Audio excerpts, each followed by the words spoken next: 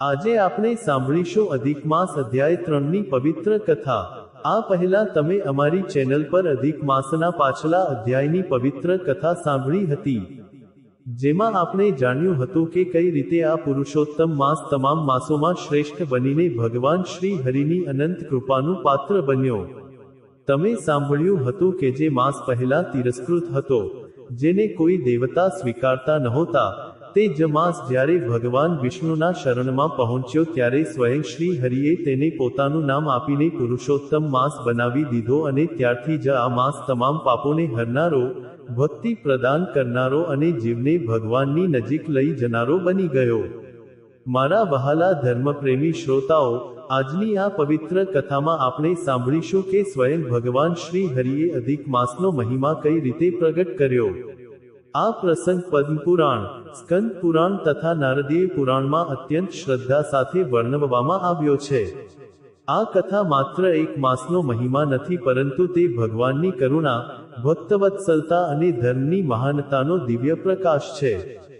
જરા વિચાર કરો, જ્યારે સ્વયં ભગવાન કોઈ કાળખંડને પોતાનું સ્વરૂપ પ્રદાન કરી દે, ત્યારે તે સમયનું મહત્વ કેટલું અદ્ભુત થઈ જાય છે। આ જ કારણ છે કે ઋષિ મુનિઓ, દેવતાઓ, સિદ્ધો, યોગીઓ અને ભક્તજનો આ માસની પ્રતીક્ષા ખૂબ જ પ્રેમથી કરે છે, કારણ કે આ માસમાં કરવામાં આવેલો થોડો પણ જપ અનંત ફળ આપે છે, થોડી પણ સેવા અક્ષય પુણ્ય પ્રદાન કરે છે, અને ભગવાનનું એક નામ પણ જીવના અનેક જન્મોના અંધકારને મિટાવી દે છે। એક સમયે નૈમિષારણ્યમાં મહાન યજ્ઞ ચાલી રહ્યો હતો। ત્યાં 88,000 ઋષિ મુનિઓ બિરાજમાન હતા। અગ્નિ પ્રજ્વલિત હતો, વેદ મંત્રોનો ધ્વનિ દિશાઓમાં ગુંજી રહ્યો હતો, વાતાવરણ પૂર્ણતઃ પવિત્ર હતું। તે જ સમયે સુતજી મહારાજ ત્યાં પધાર્યા। તમામ ઋષિઓએ તેમનું અત્યંત સન્માન કર્યું અને તેમને ઊંચા આસન પર વિરાજિત કર્યા। ત્યારે શૌનક આદિ ઋષિઓએ અત્યંત વિનમ્રતાથી પ્રશ્ન કર્યો કે, હે સુતજી, તમે અમને અનેક વ્રતો, તીર્થો અને ધર્મોનો મહિમા સંભળાવ્યો છે, હવે કૃપા કરીને તે પુરુષોત્તમ માસનો મહિમા સંભળાવો, જેનો મહિમા સ્વયં ભગવાન શ્રી હરિએ કહ્યો છે। એવું કયું પુણ્ય છે જે આ માસમાં અન્ય માસો કરતાં વધુ ફળ આપે છે? એવું કયું રહસ્ય છે કે દેવતાઓ પણ આ માસની કામના કરે છે? સુતજીએ આંખો બંધ કરીને ભગવાન નારાયણનું સ્મરણ કર્યું। તેમના મુખ પર અદ્ભુત તેજ પ્રગટ થઈ ગયું। પછી તેઓ બોલ્યા, હે મુનિઓ, આ કથા અત્યંત પવિત્ર છે। આને સાંભળવા માત્રથી જીવની અંદર ભક્તિ જાગૃત થવા લાગે છે। આ એ જ કથા છે જે ભગવાન શ્રીકૃષ્ણએ ધર્મરાજ યુધિષ્ઠિરને સંભળાવી હતી। મારા વહાલા શ્રોતાઓ, હવે તમે મનને એકાગ્ર કરી લો। આ કથા માત્ર કાનથી નહીં, શ્રદ્ધાથી સાંભળવા જેવી છે। દ્વાપર યુગમાં જ્યારે મહાભારતનું યુદ્ધ સમાપ્ત થયું ત્યારે ધર્મરાજ યુધિષ્ઠિરના મનમાં અનેક પ્રકારના પ્રશ્નો ઉઠવા લાગ્યા। યુદ્ધની ભયાનકતા જોઈને તેમનું હૃદય વ્યાકુળ હતું। તેમને લાગતું હતું કે આટલા બધા પ્રાણીઓના વિનાશનું પાપ ક્યાંક તેમને ન લાગી જાય। તેઓ નિરંતર ધર્મનો વિચાર કરતા રહેતા। એક દિવસ ભગવાન શ્રીકૃષ્ણ હસ્તિનાપુરમાં બિરાજમાન હતા। ધર્મરાજે વિનમ્ર થઈને કહ્યું, હે પુરુષોત્તમ પ્રભુ, આપ સમસ્ત જગતના પાલનકર્તા છો, કૃપા કરીને મને એવો ઉપાય બતાવો જેનાથી મનુષ્ય પાપોથી મુક્ત થઈને આપની ભક્તિ પ્રાપ્ત કરી શકે। એવું કયું વ્રત છે જે દુર્બળ, નિર્ધન અને સામાન્ય જીવ પણ કરી શકે અને જેનાથી તેને મહાન પુણ્ય પ્રાપ્ત થાય? ત્યારે ભગવાન શ્રીકૃષ્ણ હસ્યા। તેમની આંખોમાં કરુણા છલકાઈ રહી હતી। તેઓ બોલ્યા, હે ધર્મરાજ, તે અત્યંત ઉત્તમ પ્રશ્ન કર્યો છે।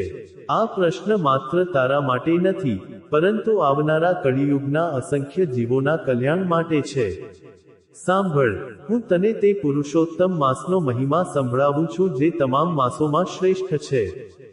ભગવાન બોલ્યા, જ્યારે સૃષ્ટિની રચના થઈ ત્યારે કાળચક્ર પણ બનાવવામાં આવ્યું। 12 માસોની વ્યવસ્થા થઈ। પ્રત્યેક માસ કોઈને કોઈ દેવતાના અધીન થયો, પરંતુ એક વધારાનો કાળખંડ એવો હતો જેને કોઈ સ્વીકારી રહ્યું નહોતું। તે અત્યંત દુઃખી થઈને આમતેમ ભટકવા લાગ્યો। દેવતાઓએ કહ્યું કે તારું કોઈ સ્થાન નથી, ગ્રહોએ પણ તેને તુચ્છ ગણ્યો। ત્યારે તે નિરાશ થઈને વૈકુંઠ પહોંચ્યો। તમે સમજી રહ્યા છો, જ્યારે સંસાર ટુકરાવી દે છે ત્યારે ભગવાન જ અંતિમ આશરો બને છે. આ જ સનાતન ધર્મનો સંદેશ છે.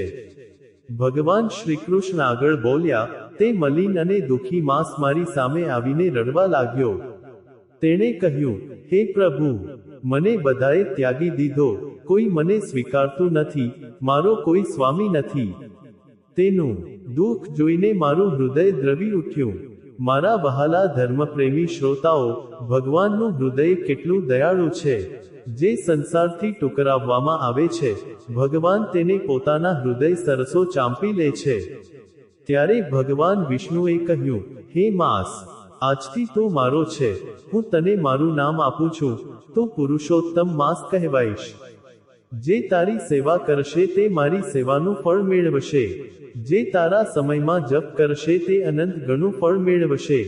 જે તારા સમયમાં સ્નાન, દાન, દીપદાન, ગીતા પાઠ, તુલસી સેવા અને હરિનામ સંકીર્તન કરશે, તેના પર મારી વિશેષ કૃપા રહેશે.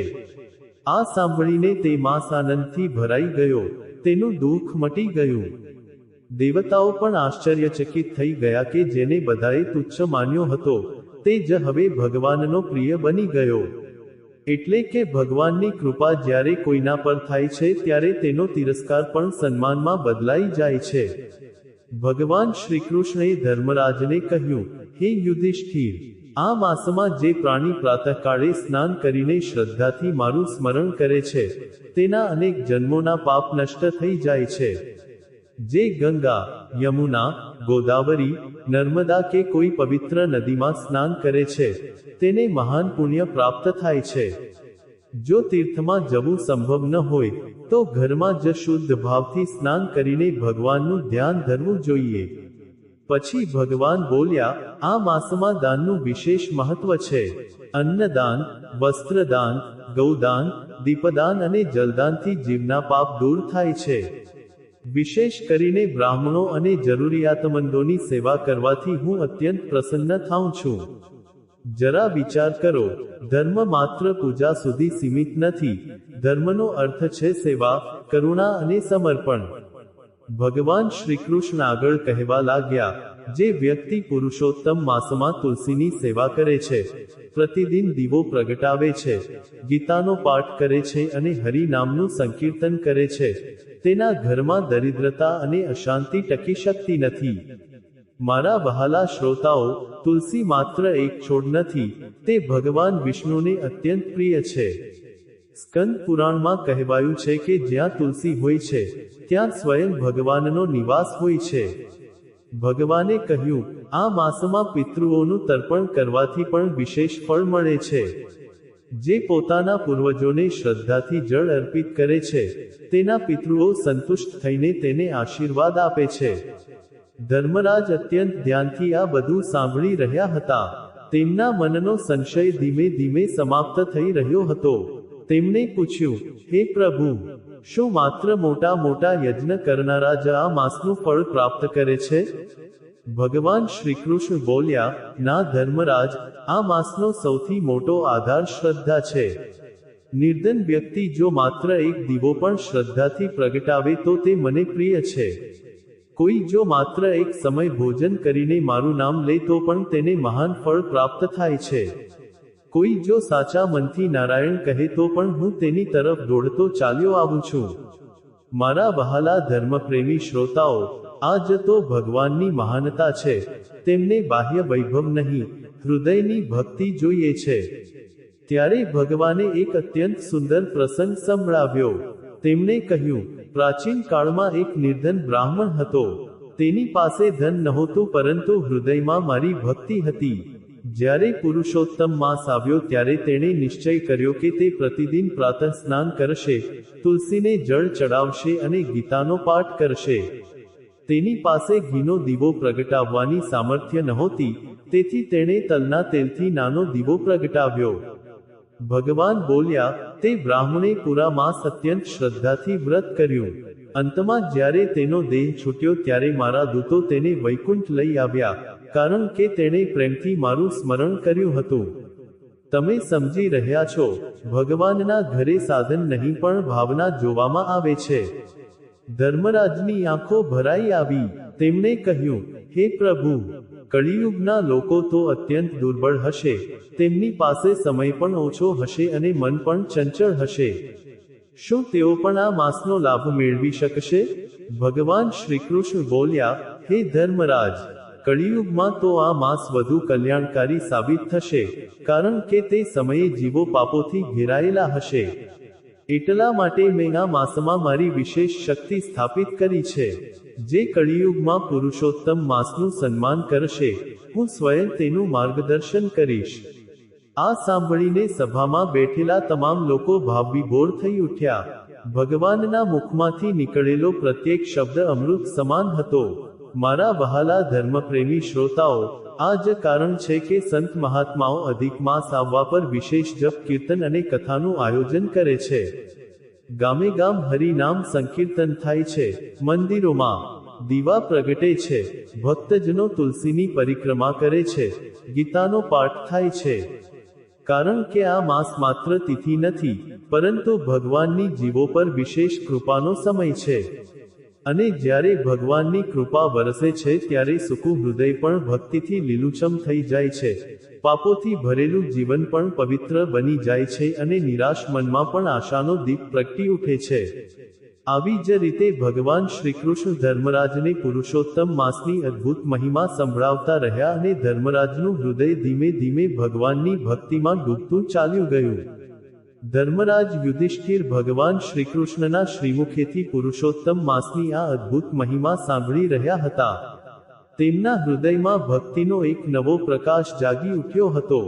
સભામાં ઉપસ્થિત ભીમ, અર્જુન, નકુલ, સહદેવ અને દ્રૌપદી પણ અત્યંત શ્રદ્ધા સાથે ભગવાનની વાણીનું અમૃતપાન કરી રહ્યા હતા. વાતાવરણ એટલું પવિત્ર થઈ ગયું હતું માનો સ્વયં વૈકુંઠની દિવ્યતા પૃથ્વી પર ઉતરી આવી હોય. ભગવાન શ્રીકૃષ્ણ થોડી ક્ષણ મૌન રહ્યા, પછી તેમણે ગંભીર સ્વરમાં કહ્યું, હે ધર્મરાજ, તે પૂછ્યું હતું કે આ પુરુષોત્તમ માસનો પ્રભાવ કેટલો મહાન છે. હવે હું તને એક પ્રાચીન પ્રસંગ સંભળાવું છું, જે સાંભળીને તારા મનનો પ્રત્યેક સંશય દૂર થઈ જશે. મારા વહાલા ધર્મપ્રેમી શ્રોતાઓ, ભગવાન જ્યારે કથા કહે છે ત્યારે તે માત્ર એક ઘટના નથી હોતી, તે જીવની અંદર ધર્મનું બીજ રોપનારી દિવ્ય શિક્ષા બની જાય છે. ભગવાન બોલ્યા, સતયુગમાં એક અત્યંત તેજસ્વી રાજા હતા. તેમનું નામ હતું દ્રઢવ્રત. તેઓ ધર્મપ્રાયણ હતા, પ્રજાનું પાલન પુત્રની જેમ કરતા હતા, ગૌ સેવા કરતા હતા અને પ્રતિદિન બ્રાહ્મણોનું સન્માન કરતા હતા. તેમના રાજ્યમાં અન્નની કોઈ અછત નહોતી, ધર્મની ધ્વજા સદા ઊંચી રહેતી હતી અને પ્રજા સુખી હતી. પરંતુ એક સમય એવો આવ્યો જ્યારે તેમના મનમાં એક પ્રશ્ન ઊભો થયો. રાજાએ વિચાર્યું, હું યજ્ઞ કરું છું, દાન આપું છું, વ્રત કરું છું, છતાં પણ મનમાં પૂર્ણ શાંતિ કેમ નથી? એવું કયું સાધન છે જેનાથી ભગવાનની અખંડ કૃપા પ્રાપ્ત થાય? એટલે કે બાહ્ય વૈભવથી આત્માને શાંતિ મળતી નથી. આત્માની તૃપ્તિ માત્ર ભગવાનની ભક્તિથી જ થાય છે. એક દિવસ રાજા વનમાં ગયા. ત્યાં તેમણે અનેક ઋષિ મુનિઓને તપસ્યા કરતા જોયા. કોઈ મૌન વ્રતમાં હતું, કોઈ જપ કરી રહ્યું હતું, કોઈ ધ્યાનમાં લીન હતું. ત્યારે જ તેમની દ્રષ્ટિ એક અત્યંત વૃદ્ધ મહાત્મા પર પડી. તેમનું શરીર કૃશ દુર્બળ હતું, પરંતુ મુખ પર અદ્ભુત તેજ હતું. રાજાએ તેમના ચરણોમાં પ્રણામ કર્યા. મહાત્માએ પ્રેમથી કહ્યું, રાજન, તારા મનમાં કોઈ પ્રશ્ન છે? રાજા આશ્ચર્યચકિત થઈ ગયા. તેમણે હાથ જોડીને કહ્યું, ભગવન, હું જાણવા માંગુ છું કે એવો કયો ધર્મ છે જેનાથી ભગવાન શ્રી હરિ શીઘ્ર પ્રસન્ન થાય છે? ત્યારે તે મહાત્માએ કહ્યું, હે રાજન, સમસ્ત વ્રતોમાં પુરુષોત્તમ માસનું વ્રત શ્રેષ્ઠ છે. આ સ્વયં ભગવાન વિષ્ણુનું સ્વરૂપ છે. આમાં કરવામાં આવેલો જપ, તપ, દાન અને સેવા અક્ષય થઈ જાય છે. રાજા દ્રઢવ્રતે વિનમ્ર થઈને પૂછ્યું, ભગવન, કૃપા કરીને આની વિધિ અને મહિમા વિસ્તારથી જણાવો. મહાત્મા બોલ્યા, જ્યારે અધિક માસ આવે ત્યારે પ્રાતઃકાળે બ્રહ્મ મુહૂર્તમાં ઉઠો. સ્નાન કરીને શુદ્ધ વસ્ત્ર ધારણ કરો. ભગવાન શ્રી હરિનું ધ્યાન ધરો. તુલસીને જળ અર્પિત કરો. ગીતાનો પાઠ કરો.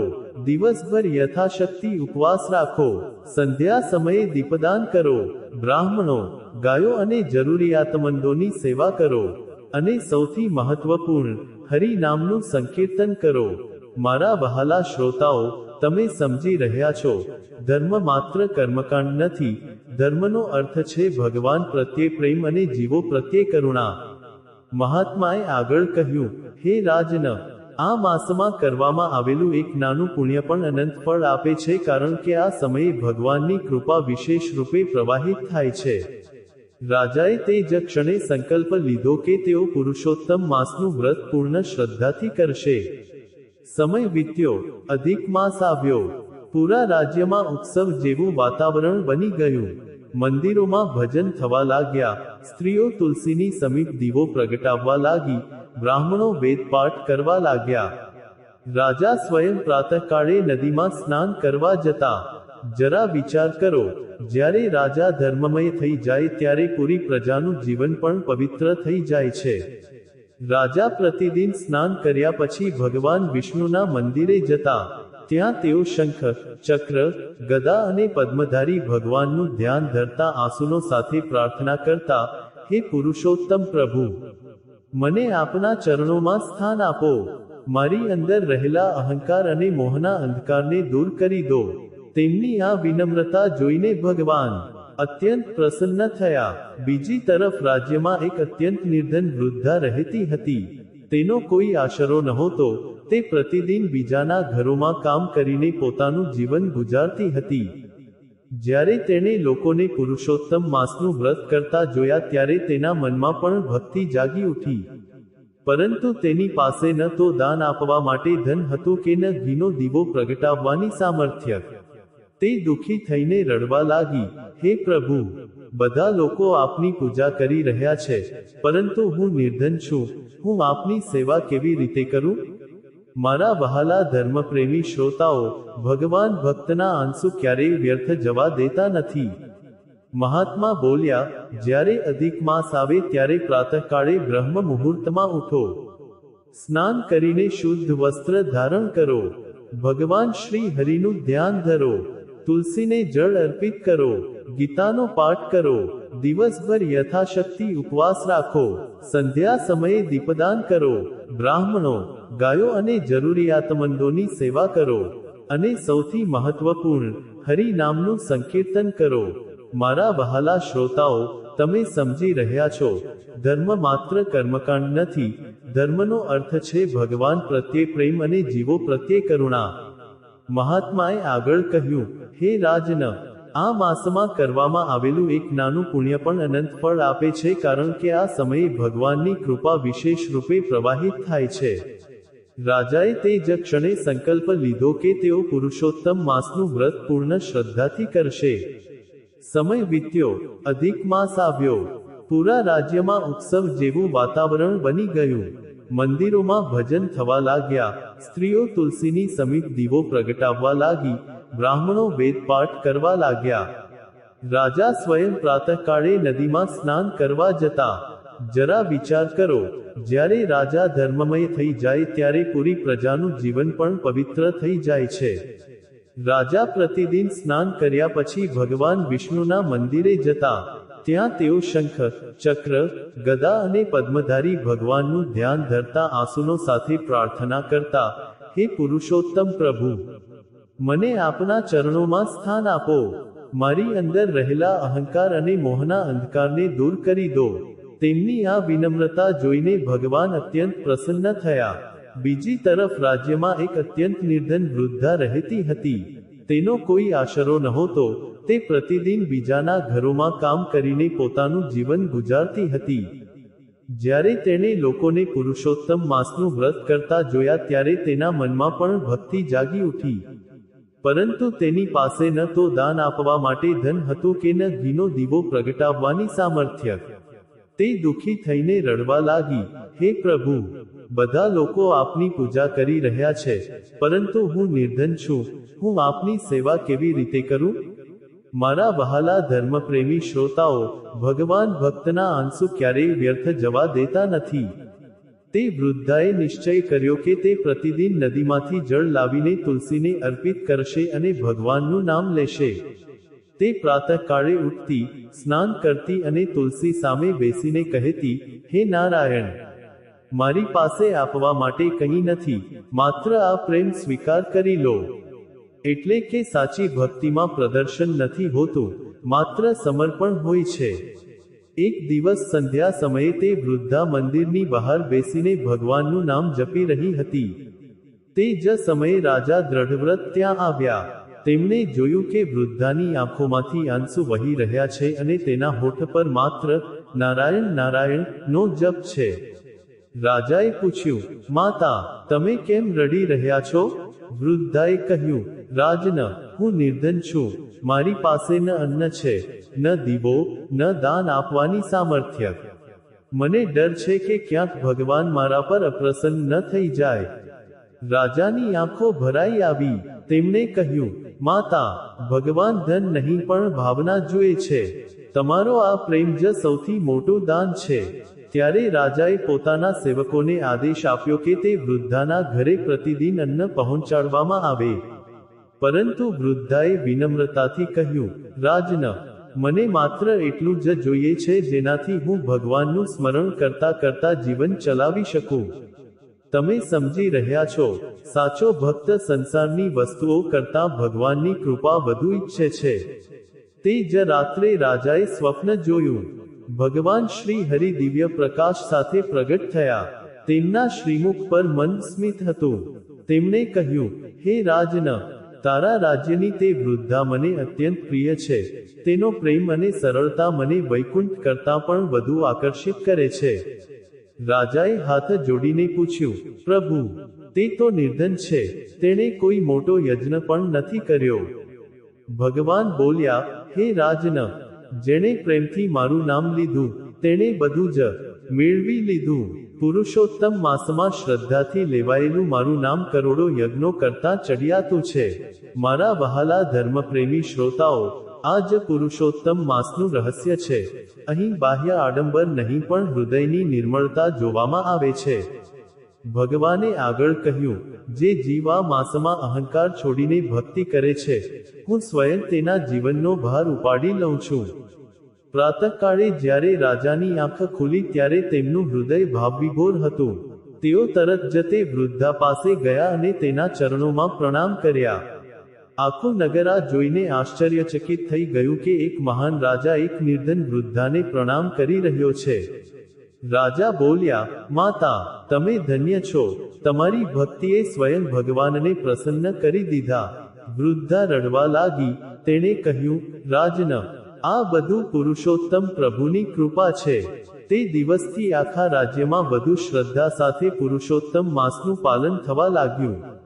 લોકો પ્રાતઃ સ્નાન કરતા, ગીતાનો પાઠ કરતા, તુલસીની સેવા કરતા અને હરિ નામનું સંકીર્તન કરતા. સંધ્યા સમયે જ્યારે દીવા પ્રગટતા ત્યારે એવું પ્રતીત થતું માનો પૃથ્વી પર તારાઓનો સમુદ્ર ઉતરી આવ્યો હોય. બ્રાહ્મણોને અન્નદાન કરવામાં આવતું, ગાયોને લીલો ચારો ખવડાવવામાં આવતો, પિતૃઓ નિમિત્તે તર્પણ કરવામાં આવતું. મંદિરોમાં ભગવાનના નામનું મધુર કીર્તન ગુંજતું, અને જ્યાં હરિ નામનું સંકીર્તન થાય છે, ત્યાં સ્વયં ભગવાન અદ્રશ્ય રૂપે ઉપસ્થિત રહે છે.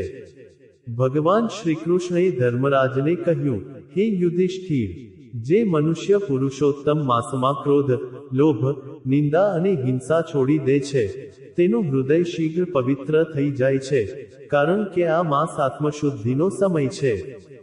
જરા વિચાર કરો, જો મનુષ્ય માત્ર એક માસ પણ સાચા મનથી ભગવાન તરફ વળી જાય, તો તેનું જીવન કેટલું બદલાઈ શકે છે.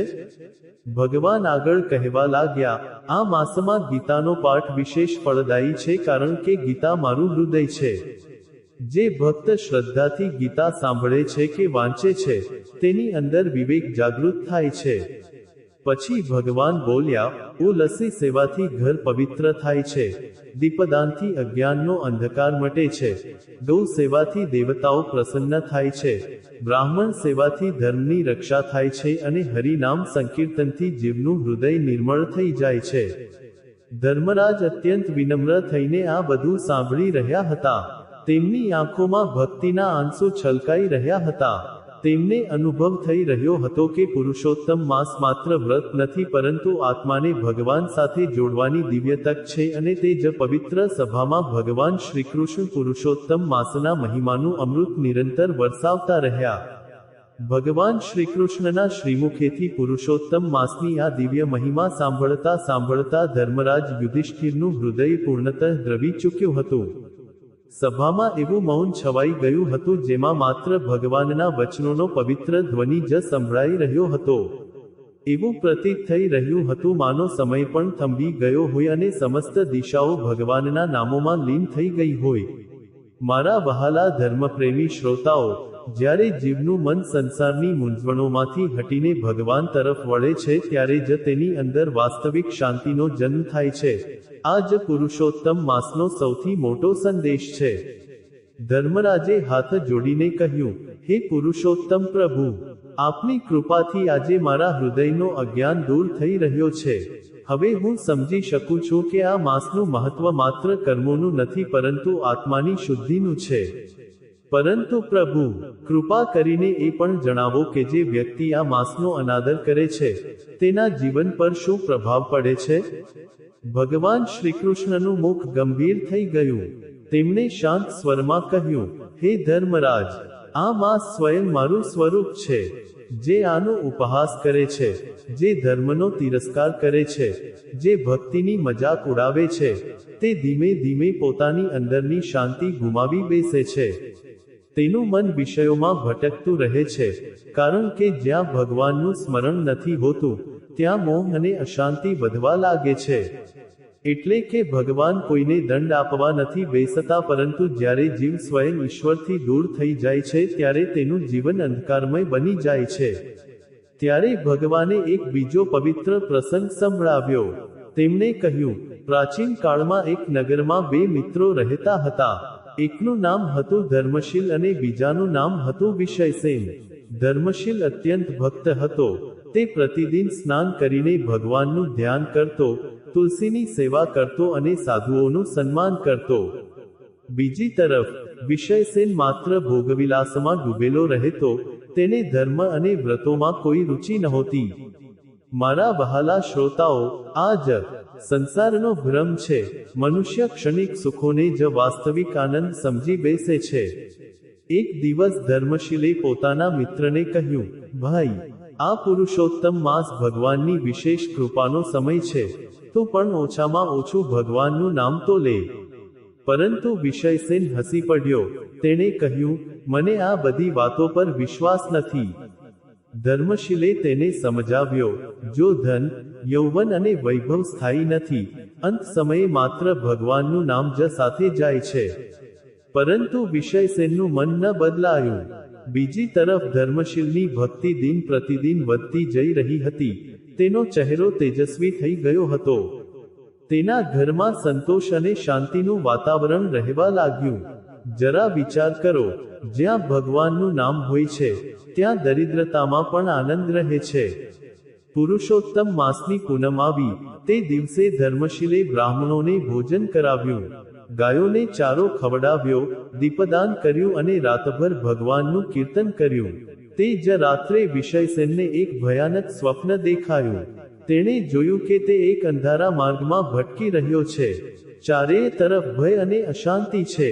તે સહાય માટે પોકારી રહ્યો છે, પરંતુ કોઈ તેની તરફ આવી રહ્યું નથી. અચાનક દૂરથી હરિનામ સંકીર્તનનો ધ્વનિ સંભળાયો, હરે રામ હરે કૃષ્ણ. જેવો તે ધ્વનિ તેના કાનોમાં પહોંચ્યો, તેના ભયનો અંધકાર ઓછો થવા લાગ્યો. ત્યાં જ તેની આંખ ખુલી ગઈ. તેનું શરીર કાંપી રહ્યું હતું. પહેલીવાર તેના મનમાં વિચાર આવ્યો કે મેં જીવન વ્યર્થ કરી દીધું. પ્રાતઃકાળે તે સીધો ધર્મશીલના ઘરે પહોંચ્યો. ત્યાં તેણે જોયું કે ધર્મશીલ તુલસી સામે દીવો પ્રગટાવીને ભગવાનનું સ્મરણ કરી રહ્યો છે. વિષયસેનની આંખોમાંથી આંસુ વહેવા લાગ્યા. તેણે કહ્યું, ભાઈ, મને પણ ભગવાનના શરણમાં લઈ ચાલ. ધર્મશીલે તેને પ્રેમથી ગળે લગાવી લીધો. તમે સમજી રહ્યા છો, ભગવાનના દ્વાર ક્યારેય બંધ નથી હોતા. જીવ ભલે ગમે તેટલો ભટકી જાય, જો સાચા મનથી પાછો ફરે તો ભગવાન તેને સ્વીકારી લે છે. તે દિવસથી વિષયસેનનું જીવન બદલાઈ ગયું. તેણે પણ પુરુષોત્તમ માસનું વ્રત આરંભ કર્યું. તે સાધુઓની સેવા કરવા લાગ્યો, દાન આપવા લાગ્યો અને હરિ નામનો જપ કરવા લાગ્યો. ધીમે ધીમે તેનું ચિત્ત શાંત થવા લાગ્યું અને તેની અંદરનો અહંકાર ઓગળવા લાગ્યો. ભગવાન શ્રીકૃષ્ણએ ધર્મરાજને કહ્યું, હે યુધિષ્ઠિર, આ જ આ માસની મહિમા છે. આ પતિતને પણ પાવન બનાવી દે છે. આ ભટકેલા જીવને ભગવાનના માર્ગ પર પાછો લાવી દે છે. સભામાં બેઠેલા તમામ લોકો ભગવાનની વાણી સાંભળીને ભાવવિભોર થઈ ઉઠ્યા. ત્યારે ધર્મરાજે કહ્યું, પ્રભુ, હવે મને જ્ઞાત થયું કે આ માસ કેમ શ્રેષ્ઠ છે, કારણ કે આમાં આપની કરુણા વિશેષ રૂપે વરસે છે. ભગવાન હસ્યા અને બોલ્યા, હે ધર્મરાજ, જે મનુષ્ય પુરુષોત્તમ માસમાં શ્રદ્ધાથી એક પણ સત્કર્મ કરે છે, તેનું તે પુણ્ય અક્ષય થઈ જાય છે. એટલા માટે આ સમયને વ્યર્થ ન ગુમાવવો જોઈએ. મારા વહાલા ધર્મપ્રેમી શ્રોતાઓ, જીવન અત્યંત ક્ષણભંગુર છે. શરીર નશ્વર છે. ધન, વૈભવ અને સંસારનું સુખ એક દિવસ અહીં જ છૂટી જશે. પરંતુ ભગવાનનું નામ, ભક્તિ અને સત્કર્મ જીવની સાથે ચાલે છે. એટલા માટે પુરુષોત્તમ માસ આપણને યાદ અપાવે છે કે મનુષ્ય જન્મ માત્ર ભોગ માટે નહીં, ભગવાનની પ્રાપ્તિ માટે મળ્યો છે. જે આ માસમાં તુલસીની સેવા કરે છે, ગીતાનો પાઠ કરે છે, હરિ નામનું સંકીર્તન કરે છે, ગૌ સેવા કરે છે, દીપદાન કરે છે, પિતૃઓનું તર્પણ કરે છે, બ્રાહ્મણો અને જરૂરિયાતમંદોની સેવા કરે છે, તેના જીવનમાં ભગવાનની કૃપા અવશ્ય પ્રગટ થાય છે. એટલે કે આ માસ માત્ર એક કાળખંડ નથી, પરંતુ આત્માને જાગૃત કરનારો દિવ્ય પર્વ છે. મારા વહાલા ધર્મપ્રેમી શ્રોતાઓ, જરા આપણા જીવન તરફ પણ દ્રષ્ટિ નાખો. આપણે દિવસભર સંસારના કાર્યોમાં લાગેલા રહીએ છીએ, પરંતુ ભગવાન માટે કેટલો સમય કાઢીએ છીએ? પુરુષોત્તમ માસ આપણને તક આપે છે કે આપણે થોડો સમય પ્રભુના ચરણોમાં બેસીએ, આપણા મનને શુદ્ધ કરીએ અને આપણા જીવનને ધર્મમય બનાવીએ. કારણ કે અંત સમયે ન ધન સાથે જશે, ન પદ, ન પ્રતિષ્ઠા. સાથે જશે તો માત્ર ભગવાનનું નામ અને આપણા શુભ કર્મો. એટલા માટે સંત મહાત્માઓ કહે છે કે હરિ નામ જ જીવનનું વાસ્તવિક ધન છે. ભગવાન શ્રીકૃષ્ણએ અંતમાં ધર્મરાજને કહ્યું, હે યુધિષ્ઠિર, જે આ પુરુષોત્તમ માસની મહિમાને શ્રદ્ધાથી સાંભળે છે કે સંભળાવે છે, તેના ઘરમાં ધર્મ, સુખ અને શાંતિનો વાસ થાય છે અને અંત સમયે તે મારા ધામને પ્રાપ્ત કરે છે. એટલું કહીને ભગવાન મૌન થઈ ગયા. ધર્મરાજ સહિત સમસ્ત સભા નારાયણ નારાયણ નું સંકીર્તન કરવા લાગી. વાતાવરણ પૂર્ણતઃ ભક્તિમય થઈ ઉઠ્યું. એવું લાગી રહ્યું હતું માનો સ્વયં દેવતાઓ પણ તે પવિત્ર કથા સાંભળવા માટે આકાશમાંથી ઉતરી આવ્યા હોય. મારા વહાલા ધર્મપ્રેમી શ્રોતાઓ, આ જ પુરુષોત્તમ માસનો દિવ્ય સંદેશ છે. અહંકાર છોડો, ભક્તિ અપનાવો, હરિ નામનો આશરો લો, જીવો પર દયા કરો અને પોતાના જીવનને ભગવાન શ્રી હરિના ચરણોમાં સમર્પિત કરી દો. આ જ જીવનની સૌથી મોટી સફળતા છે. શ્રદ્ધાથી જય શ્રી હરિ અવશ્ય લખો. કથાને વધુમાં વધુ લોકો સુધી પહોંચાડો.